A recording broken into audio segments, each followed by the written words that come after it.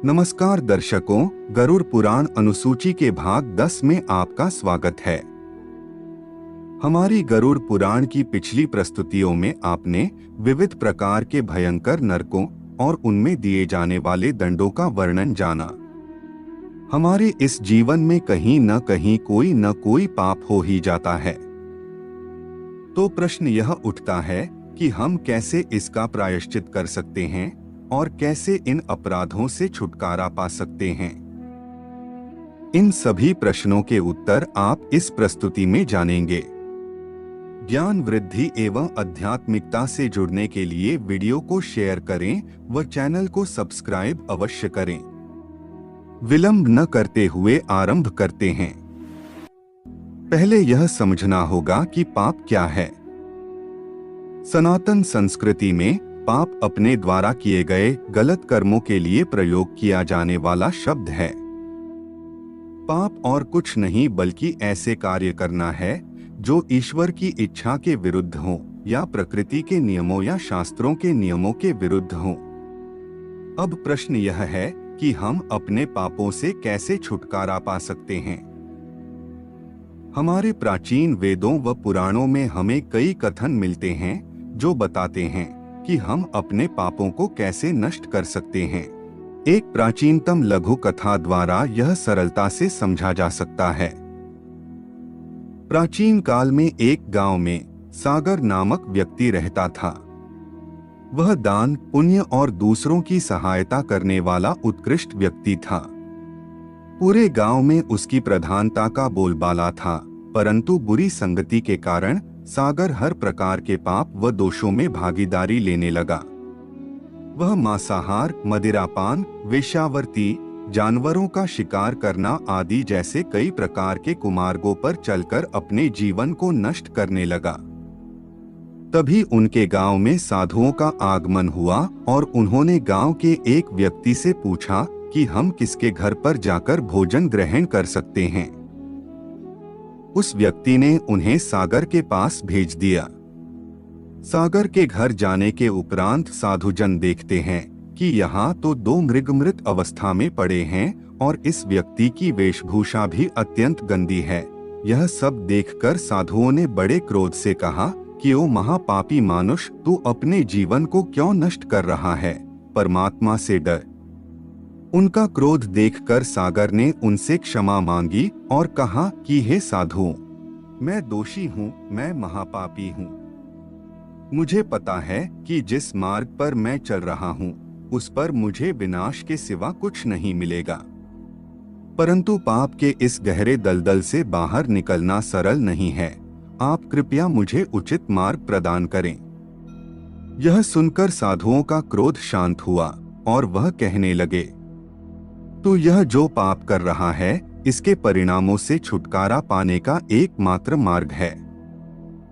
फिर सागर ने कहा, क्या प्रभु, तुम अपने इन सभी कुमार्गों को छोड़कर भगवान की भक्ति करो और नित्य उनके भजन में ही जीवन व्यतीत करो। प्रभु, यह सब मुझसे नहीं होगा, यह सब मेरे लिए कठिन है। फिर साधु ने कहा कि अगर तुमसे भगवान की भक्ति और भजन नहीं होता तो इसका एक और उपाय है। तुम्हारी पत्नी गर्भवती है, इससे तुम्हें जो बेटा होगा तुम उसका नाम नारायण रखना। संपूर्ण जीवन अपने बेटे को नारायण नारायण पुकारने से ही तुम्हारा जीवन सफल हो जाएगा और तुम्हारे सभी पाप नष्ट हो जाएंगे। इस कथा का स्पष्ट निष्कर्ष यह है कि सागर अपने पुत्र को जब भी पुकारेगा तभी वह भगवान का भी स्मरण करेगा, इससे उसका जीवन सफल हो जाएगा। नारायण नाम की महिमा अपरंपार है। अगर कोई व्यक्ति अपने अंतिम समय में इन 4 अक्षरों का उच्चारण करता है तो उसे प्रभु की प्राप्ति होती है और वह अपने हर पाप से मुक्त हो जाता है। जो चोरी करता है, शराब पीता है, मित्र से द्रोह करता है, जो ब्रह्मघाती है, जो गुरु पत्नीगामी है, नीच व्यक्तियों का संग करने वाला है, जो स्त्री की हत्या करने वाला है, राजा की हत्या करने वाला है, पिता की हत्या करने वाला है, गौ माता की हत्या करने वाला है और भी कई तरह के बड़े से बड़े पापों का नाश करने के लिए एकमात्र भगवान नाम है। जो हरि नाम का उच्चारण करते हैं, कृष्ण नाम का उच्चारण करते हैं, राम नाम का उच्चारण करते हैं और नारायण नाम का उच्चारण करते हैं, वह सभी पापों से मुक्त हो जाते हैं। समस्त पापों का प्रायश्चित एकमात्र यही है। किसी भी बहाने से भगवान नाम उच्चारण कर लिया जाए तो वह व्यक्ति परम पवित्र हो जाता है। हे गरुड़, धर्मराज मुझे अति प्रिय है और जो पापी और निर्दयी होते हैं उनके लिए वही यमराज हैं। यमराज स्वयं अपने दूतों से कहते हैं कि अगर किसी व्यक्ति के गले में तुलसी माला है, जीभा पर मेरे स्वामी श्री हरि का नाम है, उन्हें तुम किसी भी तरह की पीड़ा नहीं दोगे और उनका आदर भी करोगे, उन्हें लाने की बात तो दूर, तुम उनकी तरफ देखोगे भी नहीं। जिन व्यक्तियों ने भगवान नाम का उच्चारण नहीं किया, जिसने अपने चित्त से कभी भगवान का चिंतन नहीं किया, जिसने एक बार भी प्रभु को प्रणाम नहीं किया और जिसने भगवत लीला और कथा कभी नहीं सुनी, उन्हें तुम मेरे समक्ष ला सकते हो। यह स्पष्ट है कि जिसने अपने जीवन में किसी भी भाव से भगवान का नाम लिया है, उसे नरक में नहीं जाना पड़ता।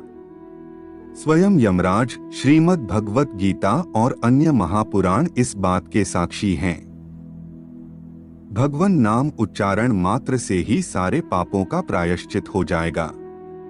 श्री हरि की कृपा से उसे न तो यहाँ मृत्युलोक में पापों का फल भोगना पड़ेगा और न नरक जाना पड़ेगा। इसमें ना ही कोई धन लगता है और ना ही इसमें कोई नियम है। आप बिना नहाए किसी भी समय या किसी भी स्थान पर नाम जाप कर सकते हैं।